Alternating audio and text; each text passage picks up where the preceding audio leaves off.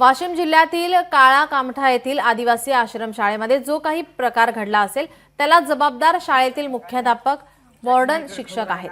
त्यांच्यावर कडक कारवाई करण्यासाठी आता आदिवासी विकास मंत्री यांनी शब्द दिलाय। त्यांच्यावर कठोर कारवाई निश्चितच होणार आहे। मात्र पुन्हा असे प्रकार आश्रमशाळेमध्ये होऊ नये यासाठी विभागाने दक्षता घेणं गरजेचं आहे, अशी प्रतिक्रिया आमदार भावना गवळी यांनी दिली आहे।